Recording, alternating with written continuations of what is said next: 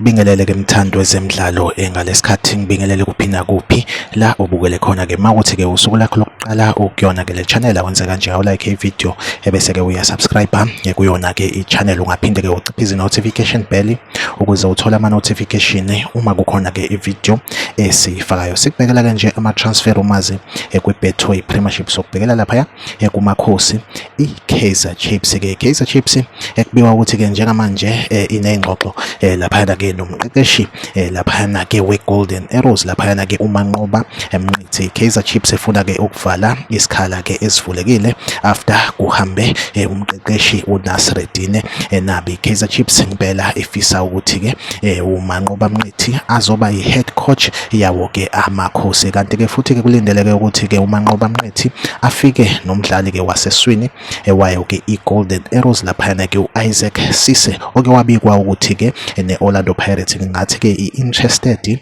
kuyena ke laphana ke uIsaac Sise. Then ke laphana ke umdlali laphana ke i-former Mamelodi Sundowns attacker laphana ke uLucas Libero impela ke naye ekuthiwa ke engase ke alishiye iqembu agijima kulona laphana ke ezweni ke laseSpain. Impela ke naye kubekwa ukuthi ke kungenzeka ajoyine ke wona ke laphana ke amakhosi i-Kaizer Chiefs. Kanti ke futhi ke ngakolunye ke uhlangothi kuwona ke amakhosi kubekwa ukuthi ke kunomdlali waseZimbabwe okubekwa ukuthi ke uzama inhlanhla laphana ke kuyona ke i-Kaizer Chiefs uyatrayela laphana ke uLuda Munakandafa oyi-striker ongokudabuka ezweni laseZimbabwe. Impela ke kubekwa ukuthi ke naye uyatrayela laphana ke kwi-Kaizer Chiefs. Esithemba ukuthi ke i-Kaizer Chiefs mhlambe mayimthandile ingakwazi ke ukuthi ke imsayine ukuze ke iqede indlala yamagoli ke. Iyona update nje ngiyiphethe njengamanje, like ivideo, subscribe kuyona ke i-channel. Mina nawe ngizohleze ngikhona ngulethela ke ama transfer umazi